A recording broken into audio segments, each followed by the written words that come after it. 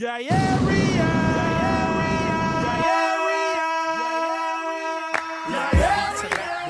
like that. Tell the people that phony water is back. Like that. Tell the people that phony water is back. Like that. You are tuned into the W Show on Sideline Sports Talk Network and 100.1 FM, Kansas City. Live from Radio Row in San Francisco, California. Brought to you by Gates Barbecue, the Negro Leagues Baseball Museum, Dillard Zona Rosa, the Soul of Santa, Golden Gate Funeral and Cremation Services, and Wood Nissan.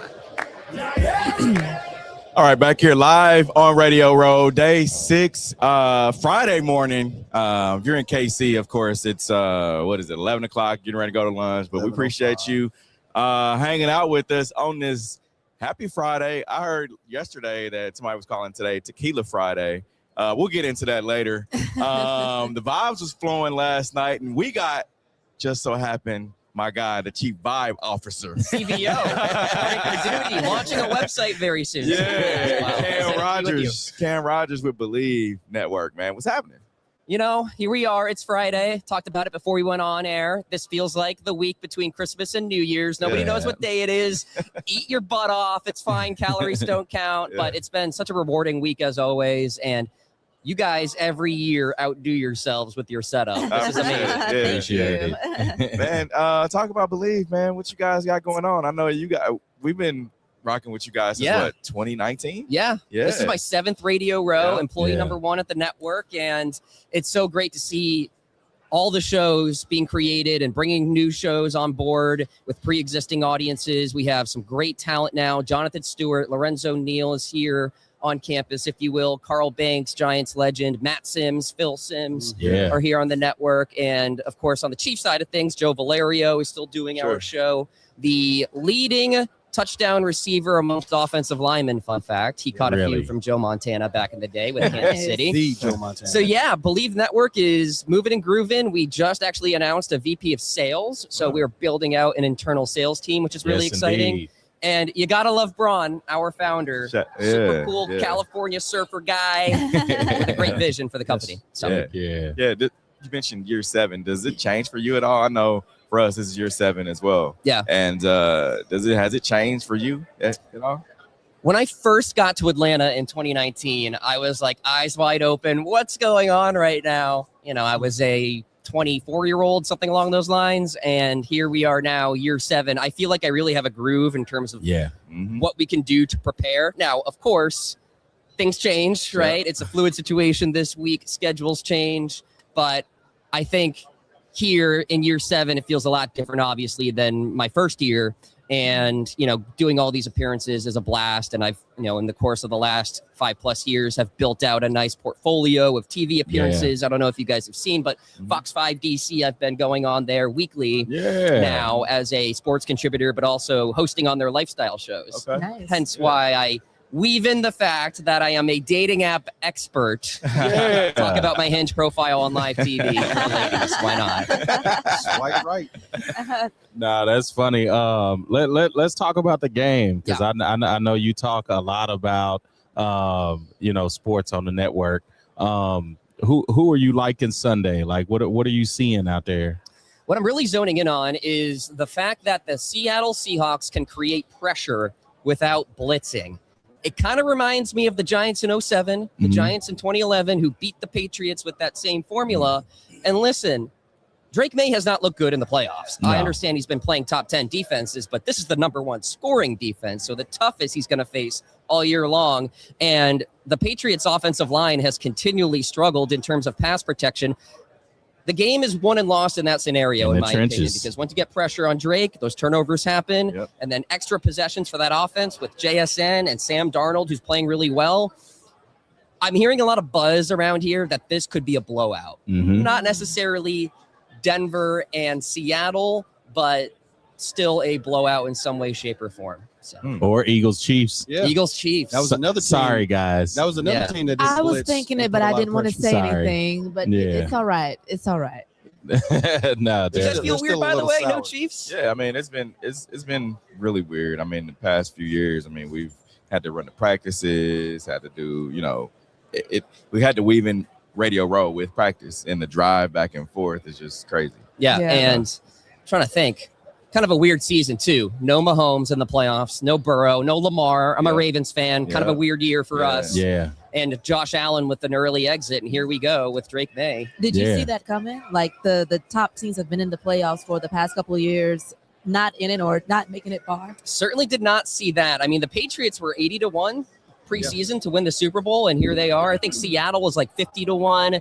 So this is kind of like, you know, an underdog story Super Bowl for both teams. Really did not expect either to be here. I thought the Rams going into the playoffs were actually going to be here. I thought they were the most complete team in the NFL. Yeah. Obviously not the case. There's this moniker that, the Patriots had an easy schedule. I don't really believe in that because, listen, all of these guys are paid to be good at football. The differential in talent from one team to another is so razor thin. This is not like Alabama playing the Citadel. You know what I mean? So, I hate that narrative, but on the other side of things, it's clear that the offense is struggling and they're going into a buzzsaw here with the Seattle front seven. No, definitely. And then you being a Ravens guy, are you excited about this new offensive coordinator?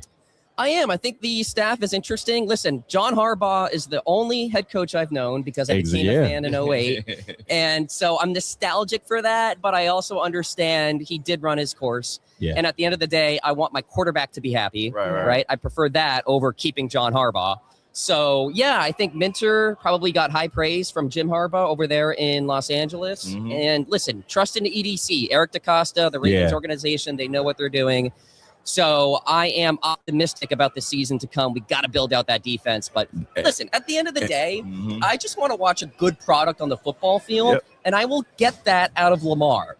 I'm not going to get that necessarily week to week with Jarrett Stidham. You know what I mean? So I'm just grateful for that.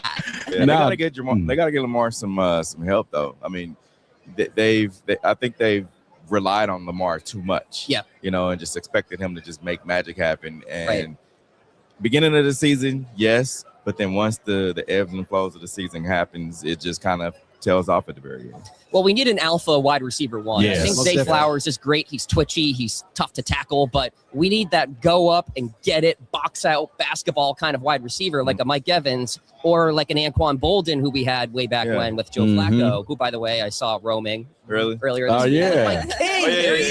Yeah.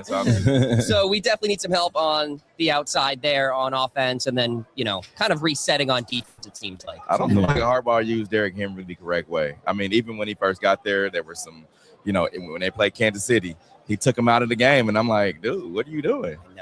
It just doesn't seem like. So maybe the next coach can, you know, help, you know, push him along. I think sometimes we overthink it with Derrick Henry. We don't want to run him into the ground because he is on that other side, the back nine of his career. Well, I saw him walking through here earlier this week, and he looked like he's moving good. He's moving good. I'm not going to try to tackle him. I'll tell you that much. So you don't have any faith in Bateman?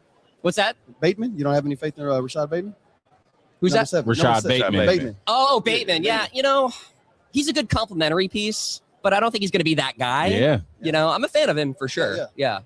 No, I think that's definitely what the Ravens need. And I feel like they've needed it since they drafted Zay Flowers. Like, Zay Flowers is definitely a guy that can create, but also number one though.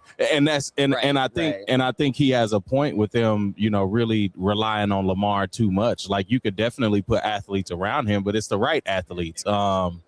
Biasly speaking, you know, with the Eagles, they were able to get over that hump with the addition of an AJ Brown and also a Saquon Barkley. And when you have like the NFL has been this passing league for a while, but I feel like it's starting to flip on its head. Like, it's becoming that dominant defensive league. Going back to last year again, the Eagles were able to put pressure on Patrick with the front four. Yeah. And I think that's the recipe for the next couple of years. Like, you need guys that can win in the trenches. But you got to remember too that they've done they had like the Chiefs recipe where you bring in an older Derrick Henry, you bring in an older DeAndre Hopkins, and you're expecting them to make miracles happen. And it's like, no, they're not DeAndre when he was in Houston. They're not Derrick Henry when he was in Tennessee. Yeah. So I mean, I think they got to get some new guys. If I'm not mistaken, every starter on the Ravens defense is a first round pick. Am I right on that?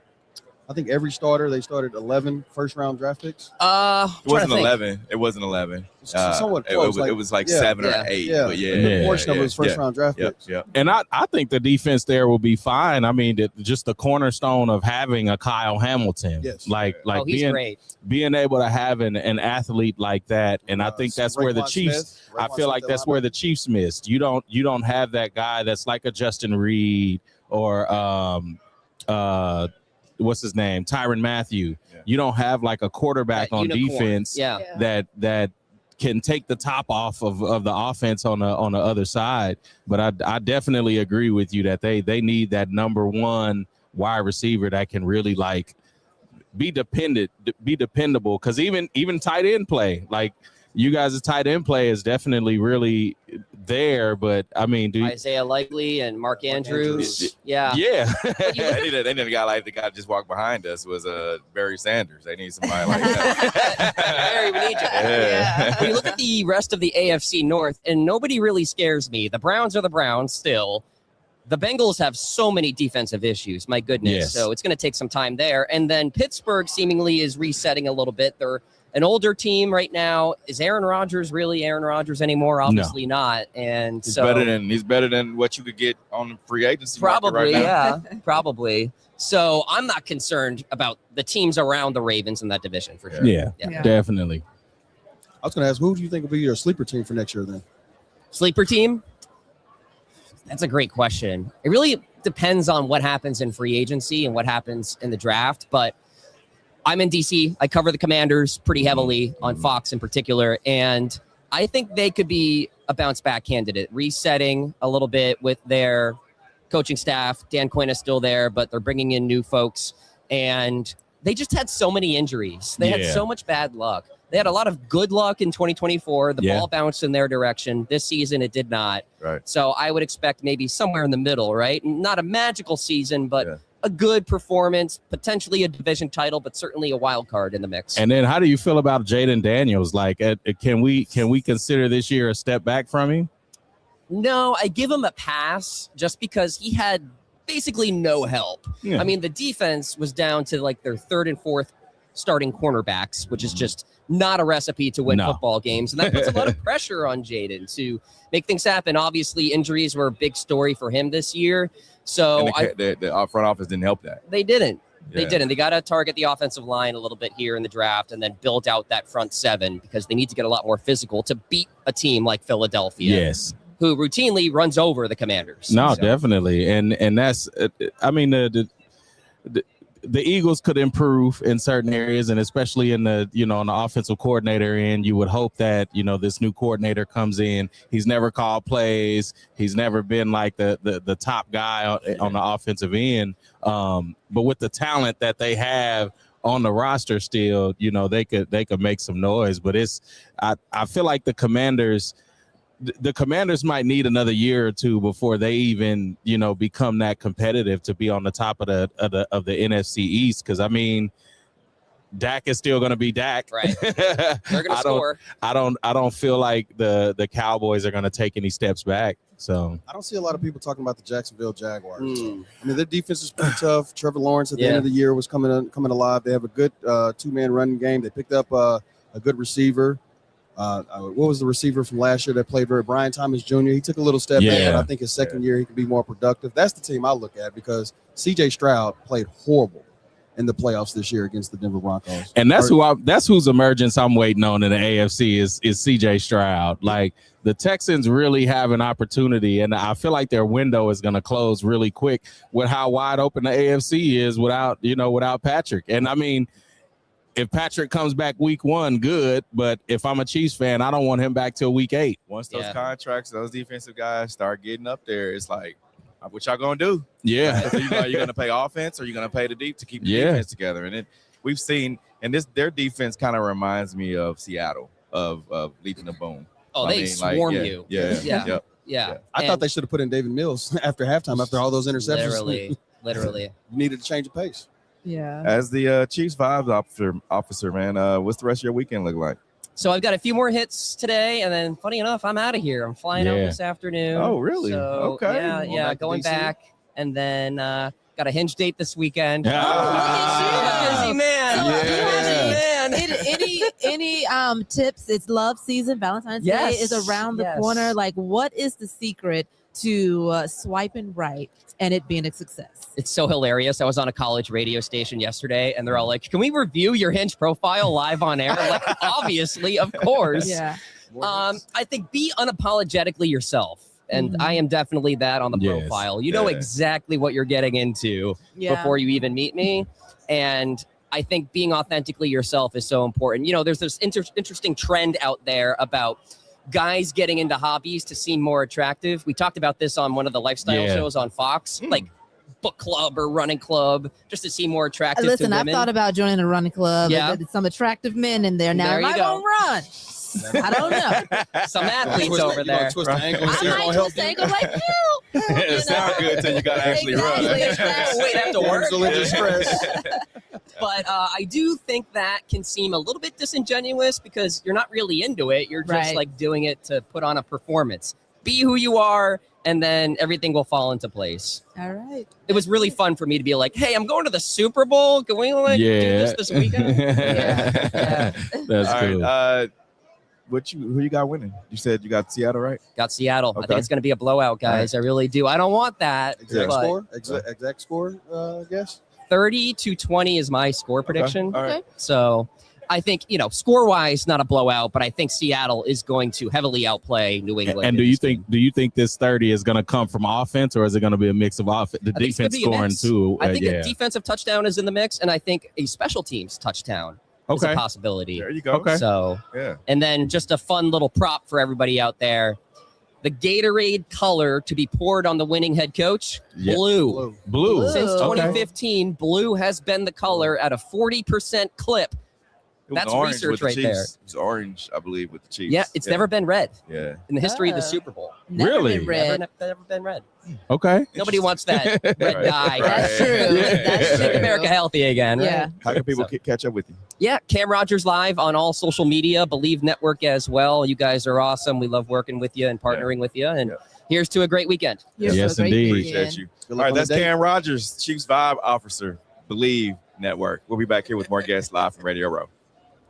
The views and opinions expressed of the W Radio Show by the host, co-host, guests, and call-in listeners are solely the opinions and responsibility of the original source who expressed them. They do not represent the opinions of the W Show, 100.1 FM, One Kansas City Radio, Sideline Sports Talk, Team Wall Street Foundations, or affiliates.